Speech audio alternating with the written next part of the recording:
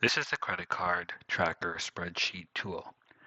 This tool is used to track up to 10 credit cards. You can track the statement dates, your individual balances for each credit card, as well as have tracking for your overall credit card balance.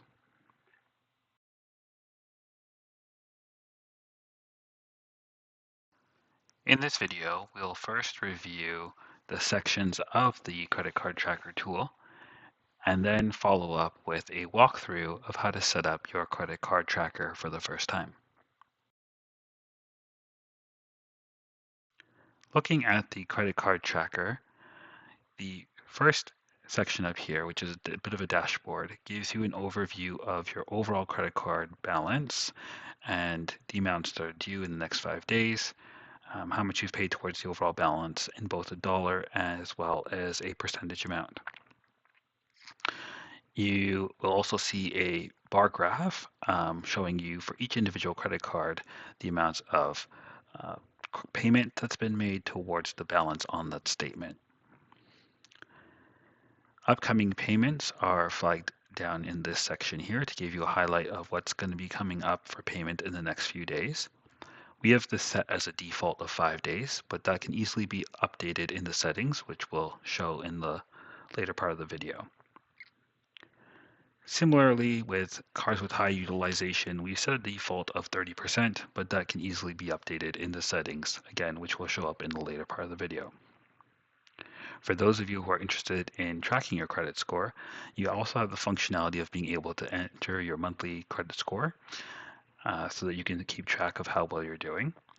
This is an optional feature which you do not need to use, and if you choose not to, it won't impact how your credit card tracking is being done.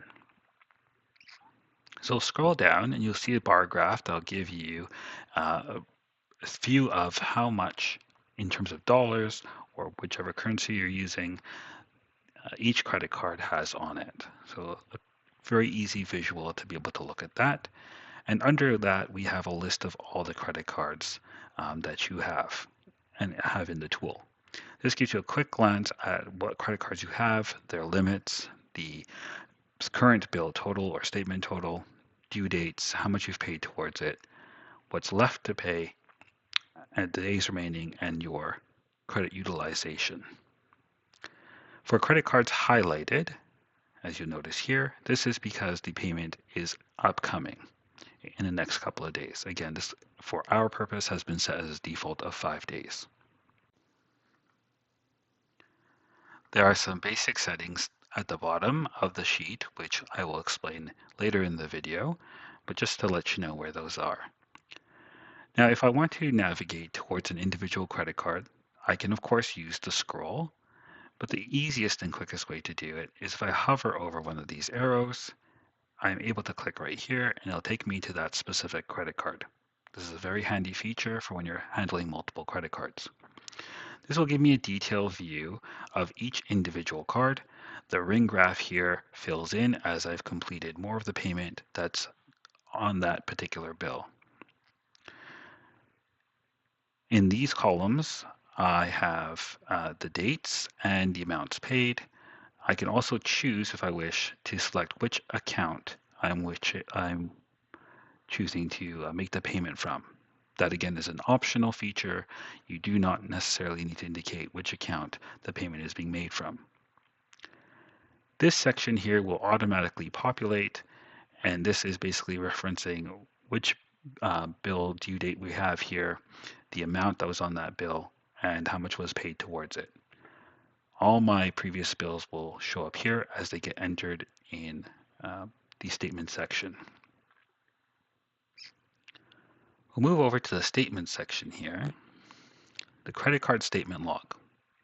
So this is where I will enter in any new statement that I get. I simply use the drop down to select the credit card that I'm getting the statement for, double click to enter in the date, double click to enter in the due date of the statement, and then simply enter in the amount that is showing on my statement. Once I do that, it will update to the appropriate credit card in the previous bill section, and any payments that I make within that period up until the due date will show reflected against that statement. If you are tracking your credit score, you simply need to enter in your credit score number month over month, and that will update the graph in your dashboard to show you how you are progressing with your credit score. In the next section of this video, we will begin with a blank credit card tracker so that we can walk through together setting up what it will look like when you first input your credit card information and begin using this tracker.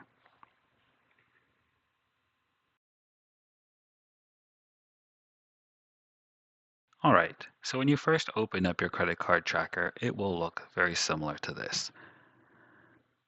So the first thing that you want to do is proceed to the settings. We'll scroll all the way down to the bottom of the page. Here you can see in the settings, there's a section for currency, a reminder, a utilization goal, and payment accounts.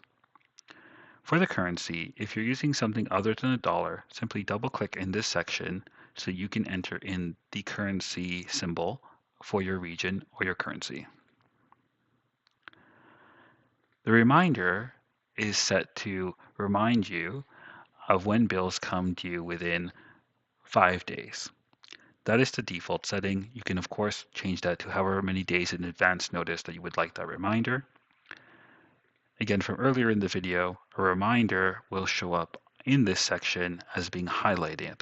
So that particular credit card that is due within the 5-day period will be highlighted here. As well, you will see it listed in the upcoming payments in the dashboard. Similarly, the utilization goal, it's been set at 30% as a default. That can be changed simply by double clicking and entering the amount that you would like for your utilization goal. Your utilization goal means that any credit card that is above that 30% or what you set your utilization to will be listed for you in cards with high utilization on your dashboard. The next step is to simply enter the credit cards that you have. For the sake of this demonstration, I'll enter in 2 cards. I'll call one Master and the other one we'll go ahead and call it Amex. We'll also want to put in the credit limit for each.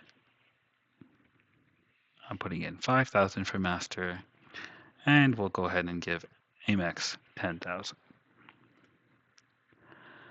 You do not need to fill in any information in these dark blue columns. In fact, you want to leave those alone because that will automatically generate with other inputs. The next thing we'll do is enter in your credit card statements. You'll find the credit card statement log at the top of the page right next to the dashboard. Once you've listed your credit cards, the drop-down menu will pre-populate with the options. In this case, we have Master and Amex. I'm going to enter in my statement for Master first. So I've listed this for the Master. I'm going to put in the statement end date by simply double-clicking the cell and selecting the statement date. And then I'm going to do the same for the due date, again double-clicking and selecting the due date. And the amount owing, I will put the total amount that is owing on this statement.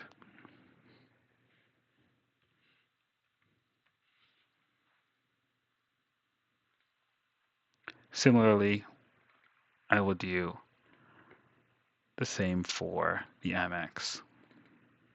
So now that we've entered in the credit card statements that we've received so far for our 2 credit cards, we can either scroll over to see our credit card information pre-populated there, or alternatively, we will go to the list of credit cards and use the navigation. All right, that automatically takes me to the Master as I clicked on the navigation for Master. We can see here that the circle has nothing filled in because I haven't entered any payments yet. And similarly, the Amex is there, again, showing no payments. In order to make a payment, I'm going to double click under the date. I'll double click under the date and register that I made a payment on the 7th, and I made that payment for $2,500. If I have an account listed in the settings section, I can select an account. For now, I have no accounts listed. And again, you can see that is an optional feature that doesn't impact the tracking of the payment that's made and the balance that's remaining. Likewise, I'm going to do a similar process for my Amex.